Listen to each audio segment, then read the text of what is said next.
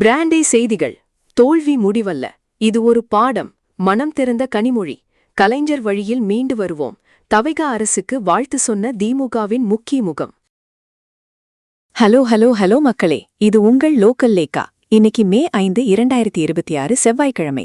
நேத்து வந்த ரிசல்ட்ல விசில் சத்தம் ஒரு பக்கம் வெண்ணெய் பிளந்தாலும் திராவிட கோட்டையில ஒரு அமைதி நிலவுது பாஸ். திமுகவோட அசைக்க முடியாத தூண்களே சரிஞ்சு விழுந்த இந்த நேரத்துல அந்த படுதோல்வியை ஒரு பாடமா ஏத்துக்க போறோம்னு கனிமொழி மேடம் பதிவிட்டு இருக்கிற கருத்து இப்போ அரசியல் வட்டாரத்துல பெரிய விவாதமாகியிருக்கு. இதோ அந்த 7 அதிரடி கனிமொழி அப்டேட்கள். மக்களே எஜமானர்கள். ஜனநாயகத்துல மக்களோட தீர்ப்பை நாங்க தலைவணங்கி இருத்துக்கிறோம்னு சொல்லி தோல்விய துணிச்சலா ஏத்துக்கிட்டு இருக்காங்க கனிமொழி மேடம். கலைஞரின் பாடம். தோல்விங்கிறது முடிவல்ல, அது ஒரு புது தொடக்கம்னு தலைவர் கலைஞர் நமக்கு கத்துக் கொடுத்திருக்காரு. திமுகவுக்கு தோல்வி ஒன்னும் புதுசில்லரு, தொண்டர்களுக்கு தைரியம் சொல்லியிருக்காங்க. நவீன சிந்தனையுடன் திமுக. சமூகத்தோட அடித்தட்டிலிருந்து இன்னும் வலிமையோட செயல்படுவோம், பண்பாட்டு உரிமைகளை நவீன சிந்தனைகளோட காப்போம்னு ஒரு புது ரூட் காட்டியிருக்காங்க பாஸ். தவேகாவுக்கு வாழ்த்து. தனிப்பெரும் கட்சியா 107 தொகுதிகள்ல ஜெயிச்சு ஆட்சி அமைக்க போற தவேகாவுக்கும் வெற்றி பெற்ற புதிய எம்எல்ஏக்களுக்கும் தன்னோட வாழ்த்துக்களை தெரிவிச்சிருக்காங்க. அதிர்ச்சி தோல்வி.